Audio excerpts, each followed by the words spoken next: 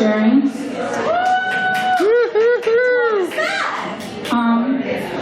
It's this thing where we feed as many impoverished, needy families in New Hampshire as possible on Thanksgiving. I guess because they don't deserve to eat any other day of the year. That's what the liberals are telling me, at least. Anyway, so I don't know if you know, but last year I was nominated Manchester Person of the Year for our collective work in Shire Sharing, but I lost. I lost to a cop because he got shot. So this year, I hope I get nominated because I'm going to feed, we fed 1,300 people, and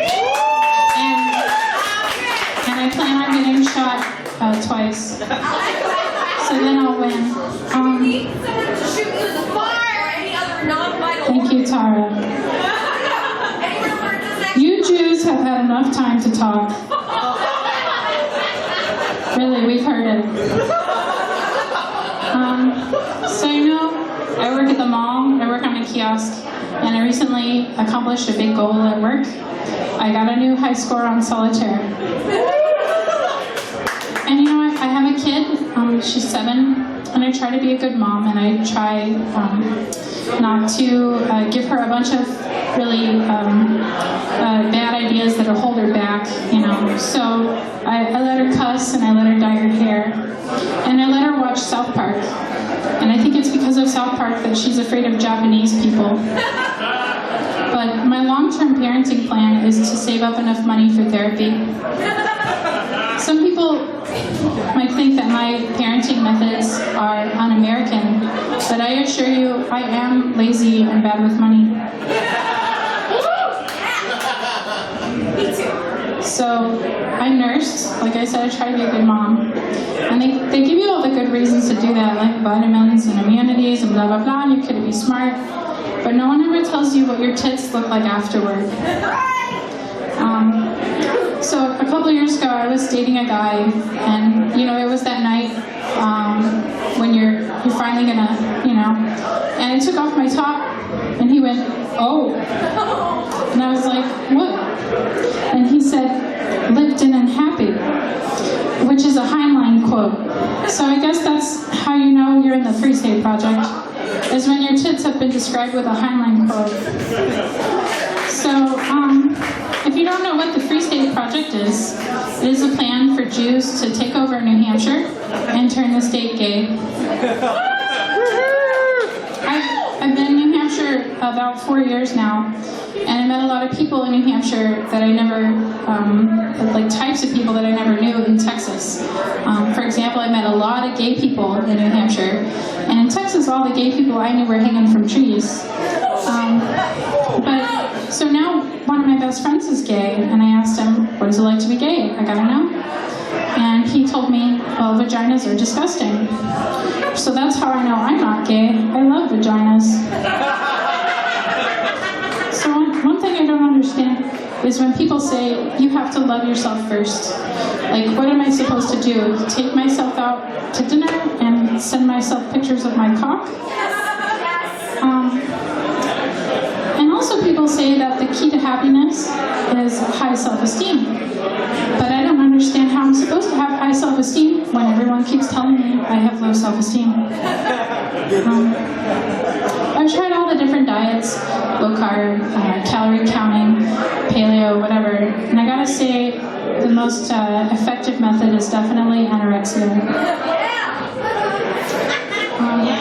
I've gained some weight recently, and I don't know if it's just because I'm new to alcoholism, but I was worried I might be pregnant. Granted, when you're shaped like this, nobody fucks you, but I have heard stories, they feel sorry for me, but there's a way to alleviate that pity. So I have heard stories of women who got pregnant who haven't been having sex. Granted, the one story I heard is like 2,000 years old, but I believe it.